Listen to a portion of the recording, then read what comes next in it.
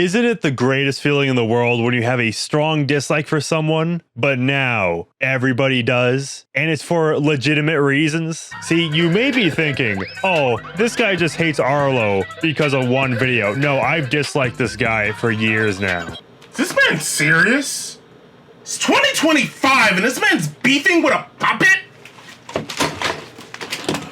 So chat, have you heard about the controversy about the Nintendo Switch 2? No, not those ones. Our story somewhat starts with the video by I'm Only Here for Pikmin, where he posts a video, Pikmin 3 Deluxe is broken on the Switch 2, where he talks about how the Switch port of Pikmin 3 doesn't really run all that well on the Switch 2. Now, to be clear, 10 days after this video release, he did release a follow-up video saying Pikmin 3 on Switch 2 has been fixed. So now, if you're to play Pikmin 3, you should be all good. But at least if you're playing it at launch, it's very unfortunate that you can't play the only good Pikmin game on your new console. This video essentially just highlights a lot of the errors that occur when playing Pikmin 3 on your Switch 2, which would include graphical hiccups, frame rate stuttering, and then the game just straight up crashes. And these issues do not occur just once every 30 minutes. They are very prevalent throughout your entire playtime of Pikmin 3. The original poster, I'm Only Here for Pikmin,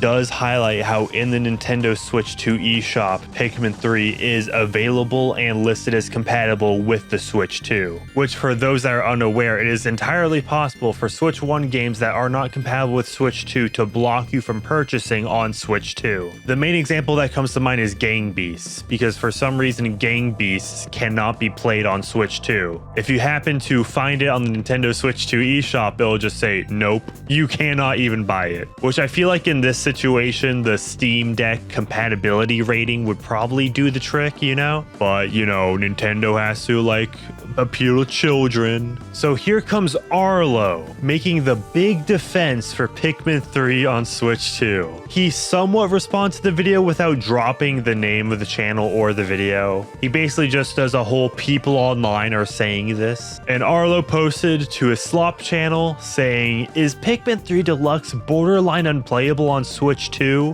Which, throwing around the term borderline unplayable seems quite a bit like a straw man. To explain the reasoning, obviously, you can play Pikmin 3 on Switch 2, but it's going to be an extremely gimped experience, at least until before it was patched. Fixating on the term borderline unplayable and contrasting it with playable, albeit bad or glitchy gameplay, the use of this phrase only serves to throw out valid criticism, as if somebody says that Pikmin 3 on Switch 2 is a very unsatisfactory experience, then that kind of gets lumped in with the, oh, you just think it's unplayable? Define unplayable. I mean, for Nintendo fan standards, it may be unplayable because, I mean, let's be honest, Nintendo games don't have that Bethesda level of jank to them. So yeah, when they get Pikmin 3 Deluxe and play it on Switch 2, it's like time traveling back in time just to give a Spartan a Fanta. They're not going to react well to it. Man, take a shot every time I say Pikmin 3 or Switch 2. Yeah, so only the first half of this video that Arlo posted is actually about Pikmin 3. And he completely downplays it, sweeps it under the rug, says that he played it for an hour and that he experienced no issues. Therefore, it's a-okay. Arlo even admits that during his time playing that the game crashed on him and downplayed it because it's when he was exiting a menu. The game crashed, but it's not that big of a deal, guys. Nothing about this I would consider borderline unplayable. I don't even know if I would call it completely broken, because like I don't know, like again, it's mostly like when I enter a stage, I get that glitch, but like I'm playing, I'm doing entire days, I'm doing challenge mode, and I'm seeing that like during the actual gameplay, really nothing is happening. And I will completely admit that maybe if I were to sit down, start a fresh file, play all the way through, you know, just play hours, it is possible that I would then come across a lot more glitches. You know, maybe it would crash pretty regularly. You know, if it crashed once in like an hour of playing, then like, okay, then maybe it would crash, even crashing once per hour. Like, that's pretty bad. I'll completely admit that. Like, the game's not in a great in a great state. And it's true, I'm seeing some other videos, and some people are experiencing worse glitches than I have been. So it could be that the experience varies from person to person.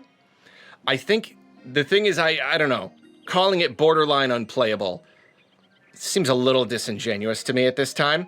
This statement was so ludicrous that even Bo Blacks had to call him out in the comments section. Now listen, Bo Blacks for some reason still follows me on Twitter, so I will not make fun of him here. I will not tolerate any Bo Black slander, even if there is a lot of material to go after him with. And I mean a lot of material. But don't you dare post his OnlyFans pictures in his Twitter comment section. That's when he blocks you. But Arlo makes a very interesting turn in around 4 minutes 30 seconds into his video, where he shifts the topic from Pikmin 3, the game itself, to a meta-narrative on discussion around Nintendo in general. He laments the fact that basically ever since that Switch 2 Direct, it has been guns a-blazing on Nintendo. All eyes on Nintendo for very negative reasons. Not really for the content shown in the Direct, but for the price of the game, Mario Kart World. I know I'm probably mostly just talking about like the vocal minority in like comments and stuff, but like,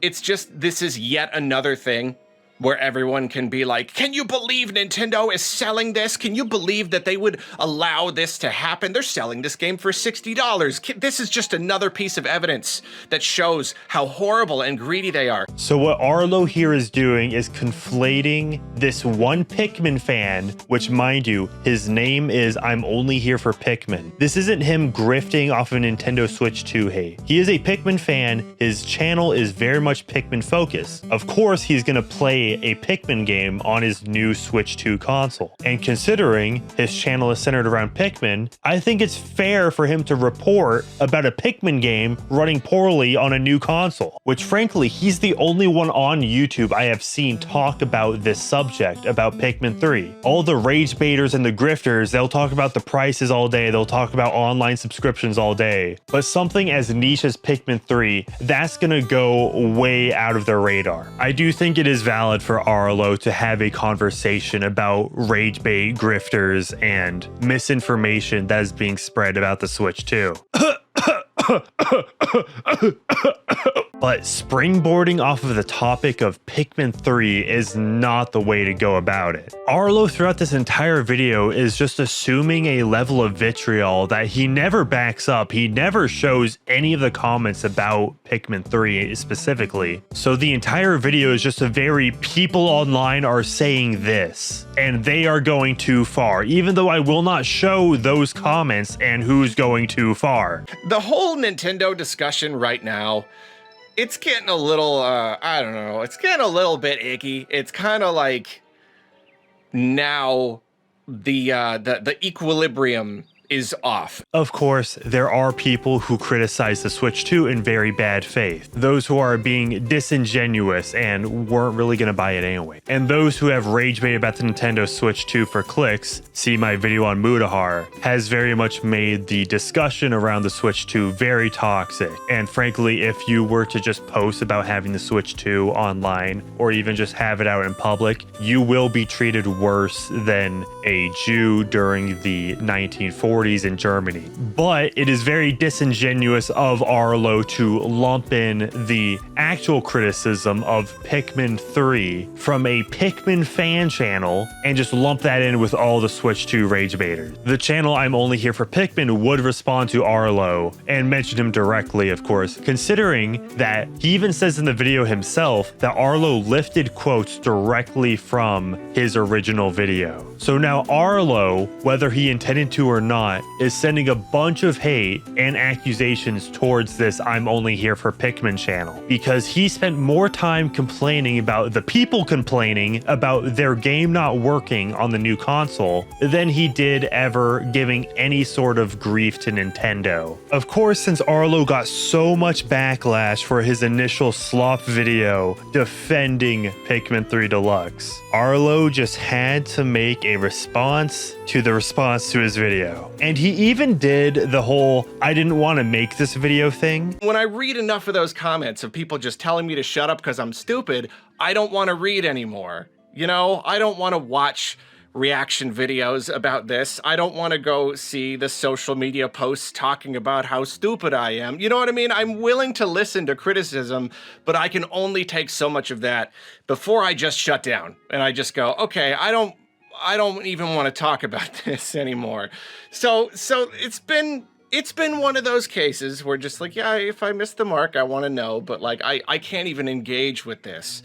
Buddy, you're talking about a video game. It's not that serious. He goes on about how he played Pikmin 3. He kept playing Pikmin 3 just to make sure he wasn't getting any glitches. And he swears that it was just fine and that you chuds are delusional. But even in the gameplay that he provides himself, it looks awful. I'll be using the background footage for his video in my video just so you all can see. You can see for yourselves. Does this look good? Are these graphical glitches minimal? Is this acceptable? Funny enough, both this I'm Only Here for Pikmin guy and Arlo both use food analogies to describe this situation, which considering Arlo already just airlifted quotes from I'm Only Here for Pikmin, it wouldn't be surprising if you watched that response video and then made an indirect response just without ever mentioning I'm Only Here for Pikmin. Good to know they intend to fix some of the issues, but that doesn't merely excuse them from selling a broken game at full price. Imagine if you went to a Subway, your favorite Subway that had recently moved locations, and you purchased your favorite sandwich. Now instead of passing you that delicious sandwich, they pass you the fucking Slopinator 3000 with flies coming out of this.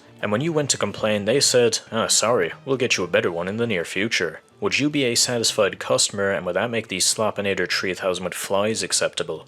No. But my opinion that this is largely a non-issue is not changing.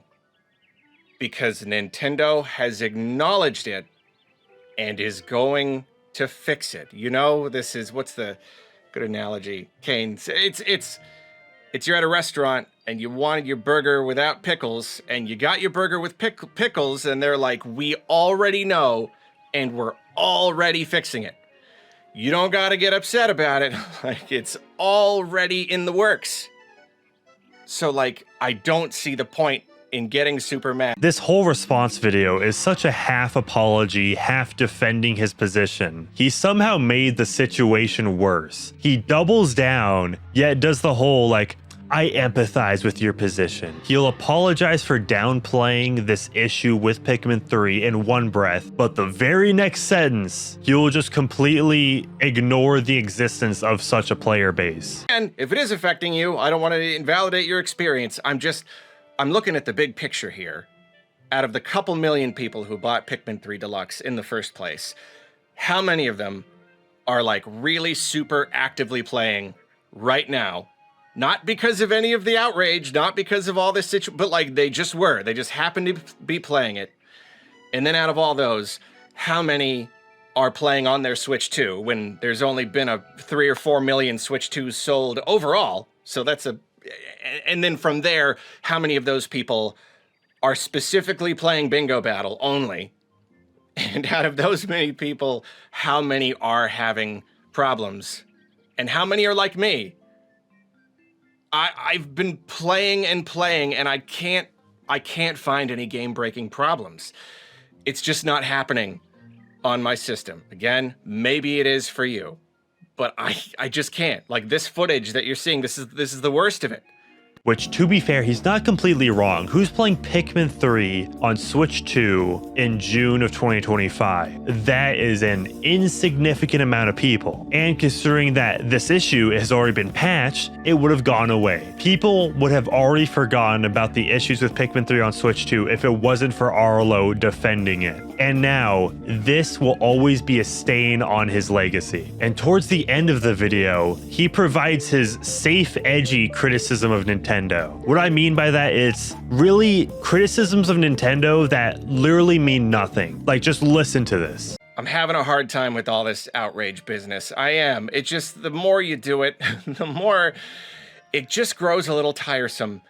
And again, I want to do the right thing. I don't want to invalidate anyone. And I want to stand up to Nintendo. I was ready to go to bat for this game. I love Pikmin. It's precious to me. I've built a career off of criticizing Nintendo. If they need to be criticized, I will. You know what?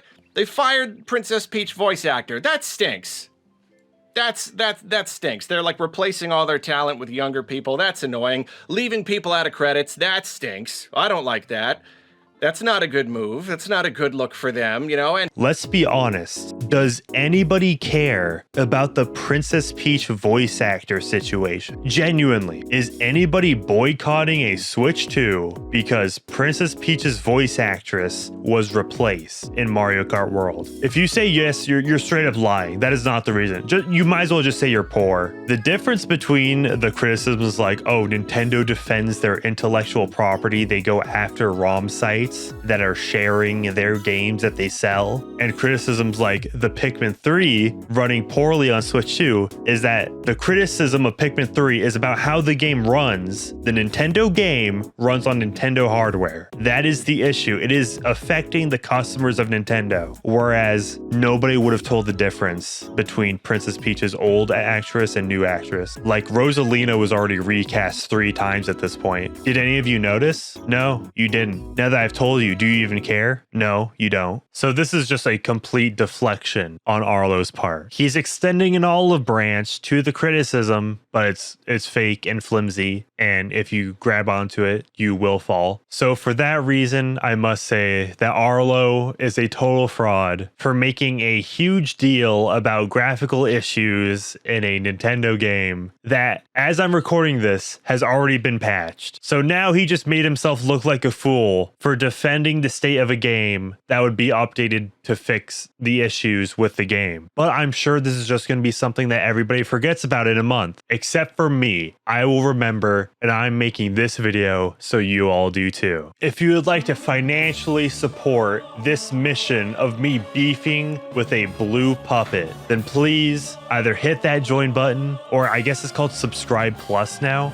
What's up with that, YouTube? I'm a creator and I barely know any of these updates. Or alternatively, you can go to my Patreon. And also, for a little bit of housekeeping, I know I don't upload as often as I'd like, so I am looking to hire some editors. So if you're interested in editing my videos, you can either send me a DM on Twitter or email the email shown on screen, and yeah, we'll see if we can work something out. I'm trying to hit 20K by some undetermined period, so help out with that, of course. And also subscribe to my second channel where I post stream clips. You'll subscribe. You love the sound of my voice, don't you? Yeah, remember when I said how the Switch 2 rage baiters weren't even gonna touch the Pikmin 3 situation? Well, it turns out I was wrong, because the Side Scrollers podcast, you know, for clicks, has this clip called "The Switch 2 is already falling apart," where it's the most disjointed clip imaginable. First, it goes from Mario Kart clips, then goes to this one Twitter thread, and then talks about DSP. This entire clip is just them looking at Twitter. Who watches this crap? In the Twitter thread mentioned, one of the videos is literally airlifted straight from the "I'm only here for Pikmin" video. And not to mention, that was posted after Pikmin 3 was fixed, the update came out, and this video came out after. Fuck it. I'm so tired of this slop, man. I miss when Stuttering Craig was with Screw Attack doing top 10, but chances are I only liked it because of the voice and the personality, and someone else probably wrote every single top 10, because frankly, all of this guy's takes on video games just scream eternally stuck in the 90s.